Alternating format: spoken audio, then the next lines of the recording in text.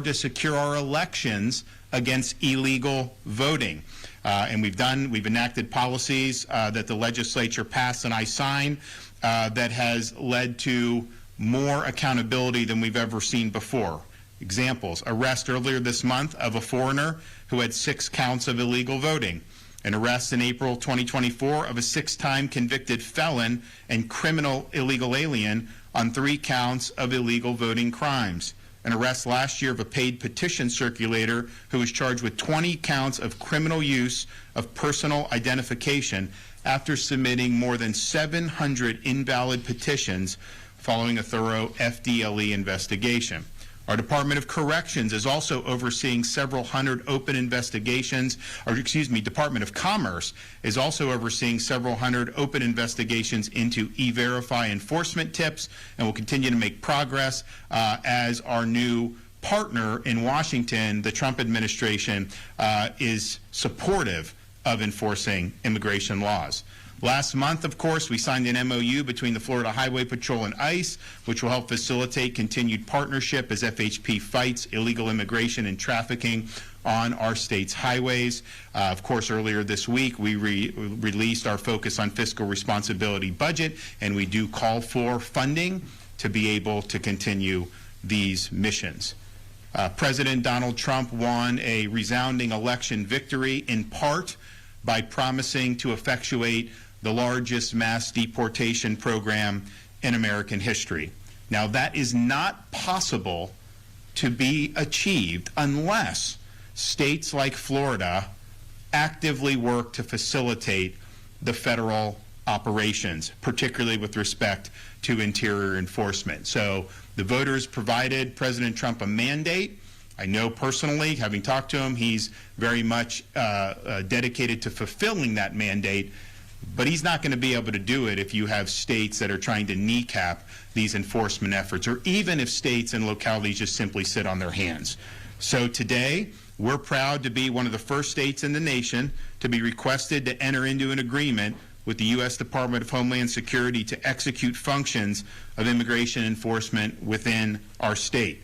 And because of this, I've directed Dave Kerner, the Florida Highway Patrol, to enter into and fulfill this agreement, and of our state troopers trained and approved by ICE to perform these immigration enforcement duties. Thanks to President Trump's strong leadership, through today's agreement, our state law enforcement officers will finally be able to cooperate with the U.S. Homeland Security Authority via ICE's 287G program. This program authorizes ICE to delegate to state and local enforcement officers the authority to perform specified immigration officer functions under the agency's direction and oversight. It also allows ICE enforcement and removal operations to partner with state and local enforcement agencies to identify and remove already incarcerated criminal aliens who are eligible for removal before they are released into our community. This agreement will give FHP expanded power and authority to interrogate any suspected alien or person believed to be an alien as to their right to be in the United States. And if they are found to be in violation of proper immigration status, they will be further detained and processed for state or federal offenses. This means that FHP state law enforcement officers will be empowered to arrest and detain aliens attempting to unlawfully enter the United States, such as through ports of entry or via waters off Florida's coastline, which is, of course, where we see a lot of the direct involvement with illegals. They can also deliver detained illegal immigrants without any unnecessary delays for examination by immigration enforcement authorities for further screening. They can also enforce felony arrests, which are cognizable under any federal law regulating the admission, exclusion, expulsion, or removal of illegal aliens. They will also have the power to serve and execute warrants of arrest for immigration violations and be authorized to administer oaths and to take and consider evidence to complete required alien processing, to include fingerprinting, photographing, and interviewing, as well as the preparation of affidavits and the taking of sworn statements for ICE supervisory review. This means that state law enforcement agencies will have the power and authority to issue immigration detainers and begin establishing records of deportable or inadmissible aliens. This process of preparing charging documents ahead of time for the review of ICE officials will allow for speeding up the deportation process and the quicker removal of dangerous illegals already detained in police custody. And once charged, state authorities will also be empowered to maintain custody of aliens arrested pursuant to immigration laws and transport such aliens to ICE-approved detention facilities instead of being forced to release them back into our communities. So this is a deputization of state enforcement entities. It will allow, of course, our ongoing operations to continue, but it will also establish a permanent path forward for dealing with illegal migrants in police custody. As I said before, now is the time, with the head of steam that President Trump has being swept into office, with this as the centerpiece of his agenda, now is the final time, final opportunity to end the illegal immigration crisis in this country once and for all. We need to be willing partners with the federal administration. We complained, all these folks in Florida, particularly Republicans, complained for 4 years about Joe Biden with catch and release, with the border, with all the things they were doing, not having enough Coast Guard, which is why we had to do our operation with our vessels. People complained. Well, now we've got a partner that's committed to enforcing the law and reestablishing interior enforcement of immigration laws. So we have to step up to do our part. So this 287G agreement is the maximum amount of participation that we've been asked to do under federal law and with the Department of Homeland Security. We didn't hesitate to step up, and we will take advantage of this, and we will be strong partners. And again, the goal is we need to reestablish interior enforcement in this country.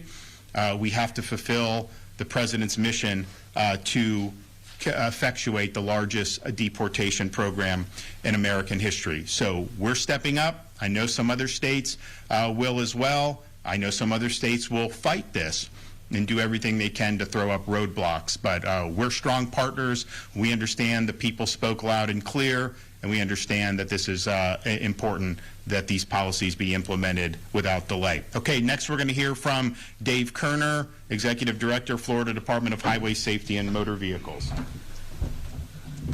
Thank you, Voilà, on a pu suivre déclaration au gouverneur État Floride là, M. Ron DeSantis qui appuyé gouvernement Donald Trump là dans la démarche concernant masse déportation et puis question de sécurité que la palais nous pas le temps de connaître responsable à patrouille là qui lui-même a pu parler autour de dispositions que vous prend. Both in D.C. and in the field of operation where you work, you've been nothing but professional, proactive, and you've been an excellent partner thus far. And as we transition into a more of an interior, independent-focused law enforcement model, we are excited about our partnership with ICE and DHS and their agents at HSI, Homeland Security Investigations. Just to recap, over the last 8 days, through multiple proactive and coordinated operations with ICE and HSI, 4 of which were associated with criminal gang organizations, including TDA and MS-13. Criminal histories of the illegal immigrants included aggravated assault with a deadly weapon, domestic battery, grand theft, illegal dealing in firearms, armed robbery, impersonating a law enforcement officer, fraud, and possession of controlled substances with intent to sell. Florida Highway Patrol has been proud to partner in these operations and also provide technical and operational assistance through the use of our drones, CIU, K9 investigations, our aviation assets, and analytic support. To restate the obvious, Governor DeSantis has always been very forceful in the protection of our border and detention of illegal immigration under state law. When President Trump was inaugurated in January, the same Florida-centric posture prevailed throughout America, like it has been in Florida for many years under Governor DeSantis. Defend and deport is the focus now of law enforcement nationwide. A key weapon in this fight, which has been discussed at length, I'm sure we've all heard and read about the debate in the media and amongst the people in these United States about the use and activation of 287G authority, which provides at the discretion of the Department of Homeland Security for state and local law enforcement with sweeping and independent federal immigration law enforcement authorities. The governor has gone over these authorities, but they very briefly include the authority to interrogate or any alien or person to believed to be an alien to his right to remain in the United States and to process for immigration violations. These authorities that the governor discussed have been delegated to state and local law enforcement. Let's be clear, President Biden had a very multi-pronged approach to the open border crisis, one of that being the open border itself. One of the most effective tangents to that was canceling and not allowing the use of 287G authority with state and local law enforcement. The intention there obviously was that with an open border, the next step would be to make sure the interior. Alors, l'autre côté, information que nous avons rapide dans ça qui concerne le nombre d'emplois qui ajouté pour le mois de janvier, c'est 143 000 emplois que le mois de janvier a lipoté pour le département de travail et trésor également. Là-dedans, il y a 32 000 que l'État lui-même lipoté vini, il y a 44 000 qui sorti dans question healthcare ici dans le pays les États-Unis. Donc, nous va venir tout avec l'autre chiffre concernant augmentation quantité de monde qui pas travailler qui arrive qu'on y a là à 4%, pourtant mois de décembre là il était à 3.5%. Actuellement rapport a sorti pour tout mois de janvier li augmenté quantité de monde qui dans chômage, quantité de monde qui pas travailler à 4%. N'avait rappelé il était 3.5% pour mois de janvier. Donc n'a pas vu pour information pour nous partager ensemble avec vous pour comprendre qu'on y a là situation ça li a bien impact sur la vie monde de manière générale parce que quand l'économie li a mal marché et bien c'est tout le monde qui senti effet, c'est tout le monde qui senti pouvoir économique qui a mal fonctionné. Oui, donc on y a là et bien n'a dit que et gagner une quantité de monde qui augmenté qui dans chômage par rapport à gens que était déjà. Ça veut fait que gagner monde qu'on y a là qui te connaît des femmes qui pas capable comme ça de là donc une telle situation où arrive comprendre des fois des monde qui a des soins ensemble avec lui et bien si tu as ouais, pas répondre puis on pense que c'est parce que mon a de mauvaise foi non pas de mauvaise foi non mais c'est situation qui pas favorable qui fait que mon n'a pas capable de répondre parce que comme nous dit gagner on 0.5% ou 50 qui montait sous quantité de monde qui pas travail qu'on y a là en dedans pays les États-Unis parce que il était à 3.5 qu'on y a il était à 3.5 qu'on y a li à 4. Donc c'est comme ça situation et pour quantité de monde qui pas gain job qu'on y a dans pays les États-Unis. Et autorité Floridio d'après le gouverneur il fait comprendre que li ba main levée à Santarelli US Patrol qui a occupé question highway tout shérif yo c'est trooper yo même qui gain droit questionner moun yo estimé qui pas citoyen américain pour demander autorisation qui fait que ou vivre sous territoire américain pour demander qui ça qui bon autorisation pour vivre sous territoire c'est là d'après ça Ron DeSantis li fait connaître donc situation c'est qu'on s'allié pour le moment et que M. DeSantis fait comprendre que il a pu supporter l'administration en place ça dans le cadre des démarches que la fait yo pour capable river déporter monde que même yo estimé qui pas doit vivre sous territoire ça d'après information et que gouverneur il fait que communiquer n'a pas rappelé et gagner rencontre qui fait que soit réalisé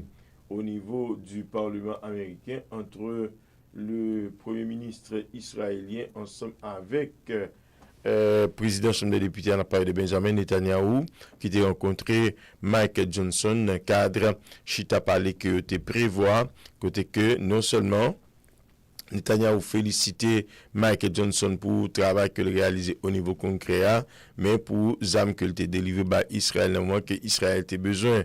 Chef gouvernement israélien invité président Chambre des députés américain pour venir dans le pays Israël pour une visite et que monsieur li d'accord pour recevoir invitation c'est là que Netanyahu longé à lui-même dans le cadre relation deux pays. Donc, c'est résumé pour actualité dans le cadre de bulletin 11h sur le réseau pour la Pstars FM radio télévision. Et puis, non, titan encore là, chef l'État américain vient pour le rencontrer, Premier ministre japonais, dans Caille Blanche là. Gagné tout, député démocrate, par exemple, leader minoritaire, qu'on aime la minorité au niveau de la Chambre des députés, n'a pas de Jeffrey Zakim, qui lui-même gagné pour le rencontrer avec la presse, également pour fournir explications concernant position et démarche que l'équipe démocrate a fait face à montée que Donald Trump a fait là, d'après toujours nouvelles qui sortent au niveau du Congrès américain. Nous parlons de rencontres à la presse et que leader démocrate pour le gagner dans un petit temps encore. La demande pour être avec nous pour nous toujours informer. Rapidement dire que gagnons avec tes sorties à la scacté de aller en direction de Norvège. Eh bien, les disparaît de sous radar, côté que responsable n'est pas capable de détecter encore, d'après information, mais c'est bien bonheur, ça t'est fait les avions ça fin décoller qui te gagne 10 moun à bord, donc il y a là qui vivant, d'après ça qui dit à chercher pour que j'aime capable jeune. Toujours dans ça qui concerne les questions aviation et sécurité, il y a un avion américain qui écrase dans la coupe pays Philippines. Il y a 3 contracteurs, 3 étrangers qui étaient là avec un quantité soldats américains qui étaient à bord tout. Eh bien, nous avons su dernière information pour nous connaître qui ça qui était parce que nous connaissons tous les 3 contracteurs qui étaient morts, mais on va pas parler de nombre de victimes dans le camp américain directement selon nouvelles. Madame, monsieur, vous branchez Pstars, radio, télévision, et gagné 3000 personnes qui mourent hier à matin dans la Cour République démocratique Congo après que rébellion finit par à mettre main sous City Goma, une plus grosse ville, plus grosse zone économique dans la Cour pays Congo. Je dis à la une rencontre responsable au commissariat des Nations Unies pour question de droits ensemble avec président qui était le parler sous question Congo qui mérite une attention soutenue tellement situation lui paraît grave selon responsable onusien. Red Branch Pstars, radio, télévision, n'a informé de tout ce qui a passé sur planète Terre. Eh bien, restez ensemble avec nous, n'a tout à l'heure. Et puis, avant d'aller tout, n'a rappelé qu'à partir de midi, ce Marjorie, c'est l'ICAP pour le présenter nous.